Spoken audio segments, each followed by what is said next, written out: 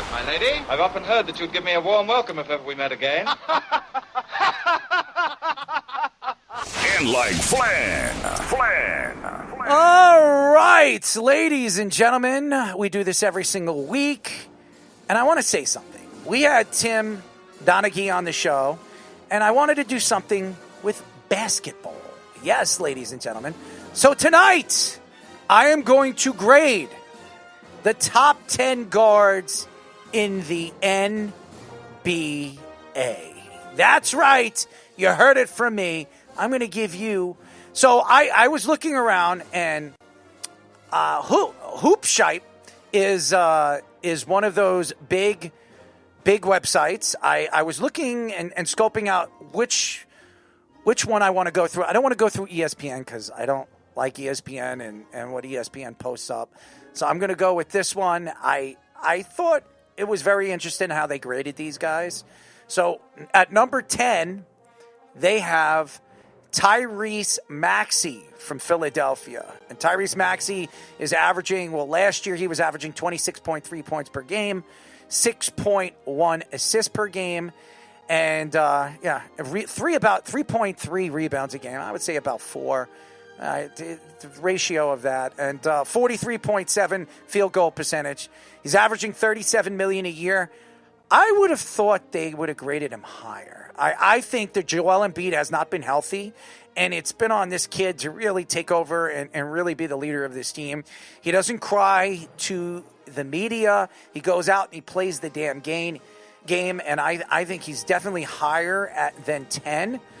So I'm going to go to number 9, and I'm going to tell you why I would even put Maxey ahead of this guy, De'Aaron Fox. And De'Aaron Fox at number 9 is interesting with San Antonio, and I would put De'Aaron Fox at number 10, by the way, because I think that's where he sits. De'Aaron Fox can't stay healthy. With his talent, it's you can't argue the talent of this kid. He can do everything. 26.3 points per game, 3.3 rebounds per game, 6.1 assists per game. It's almost identical to Tyrese Maxey, but he plays with Wembanyama, and I just think that you're playing with one of the best young big men in the league.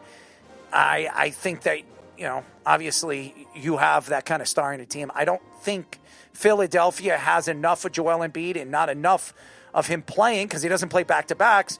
I would put De'Aaron Fox over at 10. So that's where I would put De'Aaron Fox at number 10. I would move Maxey even down lower. At number 8, Ja Morant. Now, Ja Morant is one of the most accurate players in all of sports, especially in the NBA. His high-flying dunks, special, but his gun charges and the stupidity off the court really hurts him on the court. And it definitely hurts his play. You can see it. He's making $39 million a year, averaging 23.2 points per game, 4.1 rebounds per game, and his field goal percentage is 45.4. He is a great player. There's no question that he is, but I'm definitely going to make him dip. And he is going to dip to number 9 on my grade. At number 8, this is where I would put Tyrese Maxey. Tyrese Maxey deserves a little bit more credit that where they're putting him. And a lot of different leagues and different papers and articles have put him as a top 10 point guard. So I would put him at 8. Number 7, James Harden. Now, I wouldn't put James Harden in my top 10, okay? I know how talented he is. He is a prolific offensive player, averaging 22.8 points per game, 5.8 rebounds per game, 8.7 assists per game, and a 41.0 field goal percentage. He did win an MVP. I would not put him in my top 10.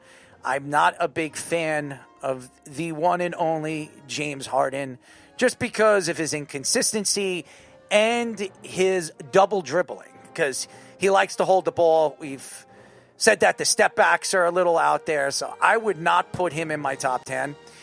At number 7, I am going to put the one and only Trae Young. They got him on at number 6. I think he's a little bit higher. Trae Young, 24.2 points per game, 3.1 rebounds per game, 11.6 assists per game, 41.1 field goal percentage. He's a great player. He's got an ability to shoot the three.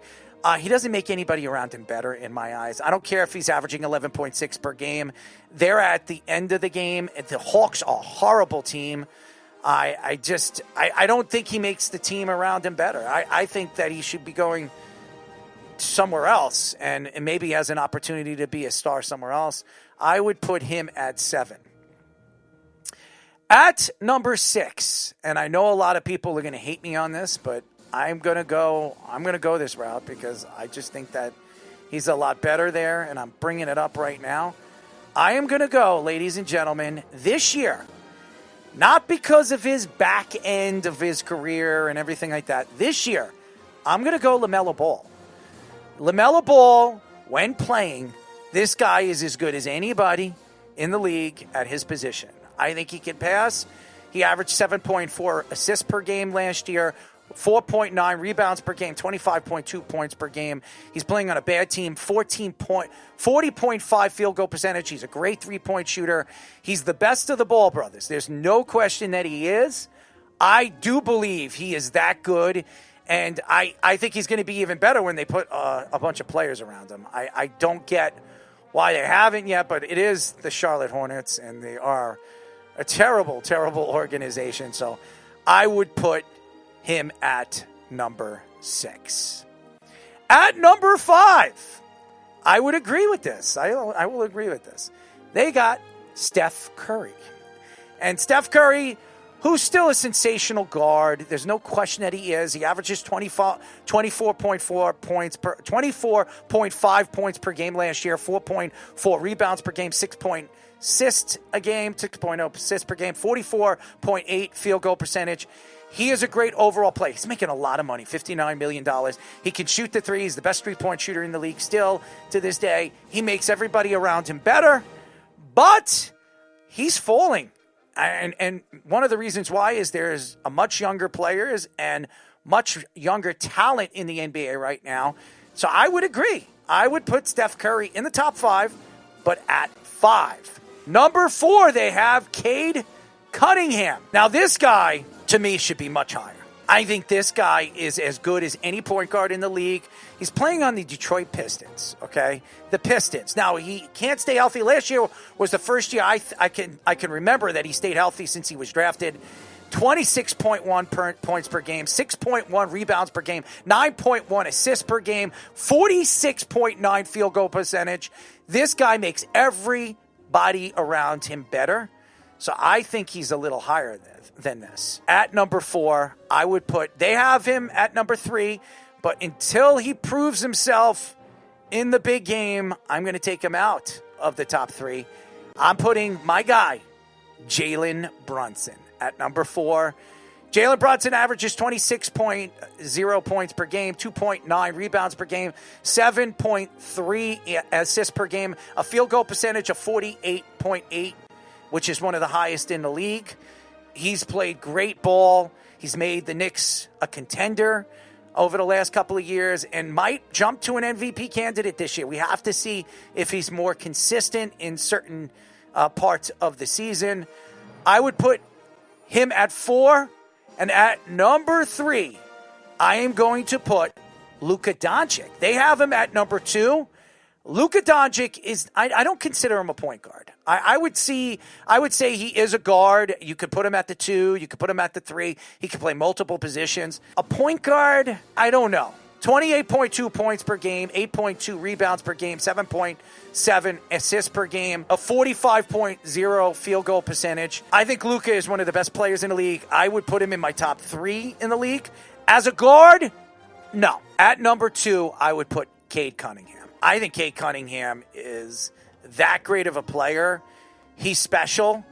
I might even jump him to number 1 by the end of this season. He is so good, so special. And when he plays at the top of his game, I don't think there's anybody better than him at the position. You saw what he did against the Knicks in round 1. It wasn't because of him that they lost in that series. It was just no depth by the Detroit Pistons. He put the team on his shoulders. He played well. I'm not going to say Cade is not an elite player. He is absolutely elite at number 2. And at number 1, I would agree with them. There's no doubt about it. The MVP of the league, Shai Alexander. He wears these ugly outfits, as you guys put it. But he has style, baby. He has style. And I love his family life. I love everything about him on and off the court. I love that he's a great teammate. I love his potential as an elite point guard in this league. There's nothing bad to say about this guy. 3.7 points per game last year, 5.0 rebounds per game, 6.4 assists per game, 1.7 steals per game, 51.9 field goal percentage, which is the best out of any guard in the league. He is as good as anybody, and he's underpaid, $38 million a year. When you look at the top guards of the league, he's taking less money, and he's that special, man. I think he's the best of the best, and will be considered the Jordan-like player if he continues on this trajectory. He is a great defender, too. This guy can play two-way basketball as good as anybody. I don't think there's a better two-way basketball player at his position in the league. That's how good he is at the position. He can defend any guard in the league at a high level.